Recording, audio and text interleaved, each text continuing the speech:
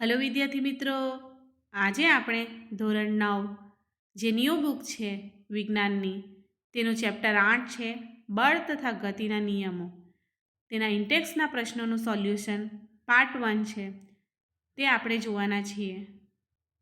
જો તમને આ વિડિયો પસંદ આવ્યો હોય તો લાઈક, શેર અને સબસ્ક્રાઇબ જરૂરથી કરજો જેથી આનો બીજો પાર્ટ લાવીશ.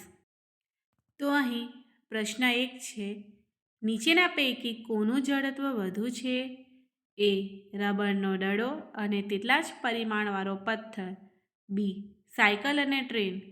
સી. 5 રૂપિયાનો સિક્કો અને 1 રૂપિયાનો સિક્કો. અહીં ઉત્તર છે, કોઈ પદાર્થનું દ્રવ્યમાન તેના જડત્વનું માપ છે. આપેલા જુદા જુદા પદાર્થોમાંથી જે પદાર્થનું દળ વધુ હોય તેનું વધારે હોય છે. એ. પથ્થર. બી. ટ્રેન. સી. 5 રૂપિયાનો સિક્કો. ત્યારબાદ બીજો પ્રશ્ન છે, નીચે આપેલા ઉદાહરણમાં દડાનો વેગ કેટલી વાર બદલાય છે તે જાણવાનો પ્રયાસ કરો.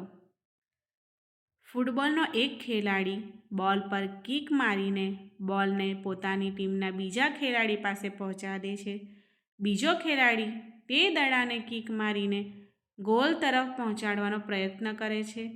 પ્રતિસ્પર્ધી ટીમનો ગોલકીપર દડાને પકડે છે અને પોતાની ટીમના ખેલાડી તરફ કિક મારે છે. સાથે સાથે દરેક કિસ્સામાં બળ લગાડનાર કારક પણ ઓળખી બતાવો. અહીં ઉત્તર છે, 1. પહેલી વખત જ્યારે ફૂટબોલનો એક ખેલાડી બોલ પર કિક મારીને બોલને પોતાના ટીમના બીજા ખેલાડી પાસે પહોંચાડે છે. અહીં આ કિસ્સામાં બળ લગાડનાર કારક એ એક ખેલાડી છે. 2. બીજી વખત જ્યારે તે જ ટીમનો બીજો ખેલાડી તે દડાને કિક મારીને ગોળ તરફ પહોંચાડવાનો પ્રયત્ન કરે છે. અહીં આ કિસ્સામાં બળ લગાડનાર કારક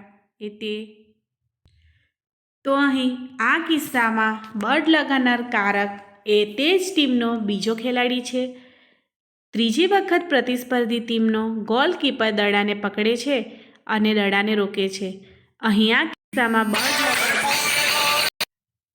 આ કિસ્સામાં બળ લગાડનાર કારક તે પ્રતિસ્પર્ધી ટીમનો ગોલકીપર છે. ચોથી વખત આ ગોલકીપર પોતાની ટીમના ખેલાડી તરફ કિક મારીને બોલને પહોંચાડે છે. અહીં આ કિસ્સામાં બળ લગાડનાર કારક એ ગોલકીપર છે. આમ અહીં આપેલા ઉદાહરણમાં દડાનો વેગ કુલ 4 વખત બદલાય છે. ત્યારબાદ પ્રશ્ન 3 છે, કોઈ ઝાડની ડાળીને તીવ્રતાથી હલાવતા કેટલાક પર્ણો ડાળીમાંથી કેમ છૂટા પડી જાય છે તે સમજાવો. તો અહીં જવાબ છે, ઝાડની ડાળીને તીવ્રતાથી હલાવતા પહેલાં તેના પર્ણો સ્થિર અવસ્થામાં હોય છે. હવે ઝાડની ડાળીને પકડીને તીવ્રતાથી હલાવતા ડાળીઓ ગતિમાં આવે છે, પણ તેના પર જડત્વના ગુણધર્મને લીધે પોતાનો મૂળ સ્થિર અવસ્થામાં રહેવાનો પ્રયત્ન કરે છે. તેથી તેના કેટલાક પર્ણો તૂટીને નીચે પડે છે. અહીં ઝાડની ડાળીને પકડીને તેના પર તીવ્રતાથી બળ લગાડવામાં આવે છે. તેથી લગાડેલ બળને પર્ણો સુધી પહોંચવા માટે ખૂબ નાનો સમયગાળો મળે છે. જો ઝાડની ડાળીને ધીરે ધીરે હલાવવામાં આવે તો આ ડાળી પર લગાડેલ બળને તેના પર્ણ સુધી પહોંચાડવા માટે પૂરતો સમય મળે છે. પરિણામે પર્ણો તૂટીને નીચે પડી જતા નહીં. અહીં ઝાડની ડાળી છે જે પ્રિન્ટિંગ મિસ્ટેક છે તે સુધારી લેજો. જો વિદ્યાર્થી મિત્રો, ફરીવાર કહું છું, તમને આ વિડીયો પસંદ આવ્યો હોય તો લાઈક, શેર અને સબસ્ક્રાઈબ જરૂર કરજો જેથી હું આવા બીજા વિડીયો લાવતી રહીશ. Thank you.